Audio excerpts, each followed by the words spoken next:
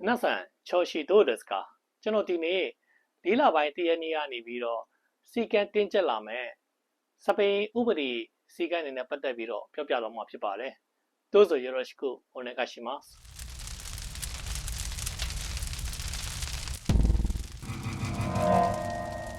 အခုကျွန်တော်အလုံးနဲ့ပတ်သက်တဲ့သူတွေပဲဖြစ်ဖြစ်ကျွန်တော်ရဲ့နီးစပ်ရာပေါင်းသင်းတွေပဲဖြစ်ဖြစ်ကျွန်တော်အသက်နိုင်ဆုံးတော့ပြောပြတာပေါ့နော်အခုချိန်ဒီ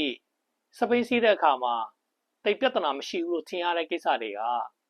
၄လပိုင်းတရက်နေ့ကနေစပြီးတော့ဒဏ်ကြီးတွေဆောင်ရမယ်ပေါ့နော်နောက်ရဲရဲ့ပြင်းပြင်းထန်ထန်တတိပေးမှုတွေခံရဖို့များတာပေါ့လေနံပါတ်1မီးနေရင်ကျွန်တော်ပုံမှန်အားဖြင့်စပိန်ကိုရက်ကိုရက်ရမယ်အဲ့ဒါကို view site ဖို့လိုတယ်နံပါတ်2ပုံမှန်ကျွန်တော်တို့ကစပိန်စီးတာဖြစ်တဲ့အတွက်ကြောင့်ဒီလမ်းတွေမှာ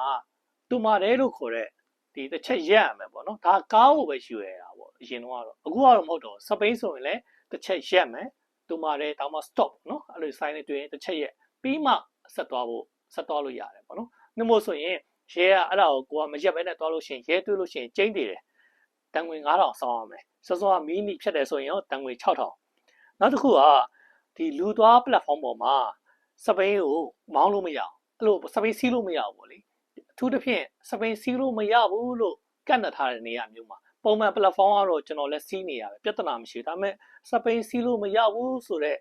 platform တွေမှာလူသွားဈေးကြံတွေမှာကိုကစီးတယ်ဆိုရင်တန်ငွေ6000နံပါတ်4ဒီကားတွေသွားတယ်ကျွန်တော်တို့ဂျပန်မှာကြောက်ကားကဘယ်ဘက်ချမ်းကနေသွားတယ်အဲ့ဒါကိုကစန့်ကျင်ဘက်ကားရဲ့စန့်ကျင်ဘက်လမ်းတိုင်းကိုကစန့်ကျင်ဘက်အနေနဲ့မောင်းလာမယ်ဆိုရင်တန်ငွေ6000နံပါတ်5ဂျပန်မှာတော့ဖူမီကီလီလို့ခေါ်တာပေါ့နော်ဖူမီကီလီဆိုတာကဒီယထာတန်လန်းနေမှာသူကတန်းနေထားတာအဲ့ဒါကိုက queue မဆိုင်ပဲနဲ့ကြော်တယ်ဆိုရင်တန်ငွေ9000နံပါတ်6တချို့တွေစပိန်စီးနဲ့ဖုန်းသုံးတဲ့လူရှိရပါတော့ဒီလူတွေလည်းကျင်းနေတယ်အဖန်ခံရတော့မှာတန်ငွေက12000ရမ်းများတယ်နံပါတ်9အခုချိန်ကြီးကျွန်တော်လည်းတစ်ခါတလေလုတ်တယ်စပိန်စီးနဲ့ထီဆောင်တာအခုတော့မရတော့၄လပိုင်းတရက်နေ့ကနေစပြီးတော့စပိန်စီးထီဆောင်တာတွေ့လို့ရှိရင်တန်ငွေ9000နံပါတ်10အကြက်တက်ပြီးတော့စပိန်စီးတာကျွန်တော်လည်းလုတ်တယ်ဒါပေမဲ့အခုတော့မလုတ်ရဲတော့တန်ငွေဆောင်မှာဆိုလို့တန်ငွေ9000နဲ့နော်နံပါတ်9စပိန်ကို2ယောက်စီးတာနော်ဒါလည်းမရအောင်နောက်ပြီးတော့စပိန်2စီးရှင်စီးတာဒါလည်းမရအောင်တန်ငွေက3000သူကတော့နောက်တစ်ခုညဘက်မီးတွေပါတွေမပေါဘူးစပိန်မှာအဲ့ဒါဆိုရင်ကျင်းနေတယ်တန်ငွေ9000အရင်ကလို့တတိပေးကိုနဲ့မဟုတ်တော့ဘောနော်အဲ့တော့ဒါတွေကပို့ပြီးတော့စီကံတင်းကျပ်လာတာနောက်ဒီမတိုင်ခင်မှာသူတို့ကဘာလို့စကြက်လာလဲဆိုတော့အရက်တောက်ရင်းနဲ့စပိန်စီးတာတွေအဲ့ဒါတွေဆိုတော်တော်လေးပြင်းထန်တယ်အရက်တောက်ပြီးလဲစပိန်စီးလို့မရတော့ကျွန်တော်ကားမောင်းတဲ့သူတွေပုံစံမျိုးပေါ့နော်အဲ့တော့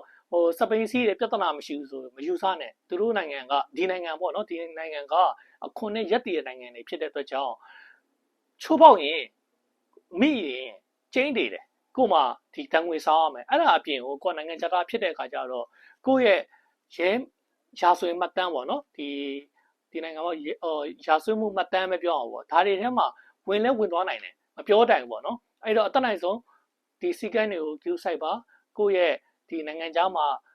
ရှိတဲ့နေထိုင်မှုဘဝလေးကိုဘာမဟုတ်တဲ့ကိစ္စလေးနဲ့အထိခိုက်မခံရစေဖို့ကျွန်တော်ကပြောပြတာဖြစ်ပါတယ်โอเคဒီနေ့ကတော့ဒီလောက်ပါပဲအားလုံးအဆင်ပြေလွတ်မြောက်နိုင်ကြပါစေ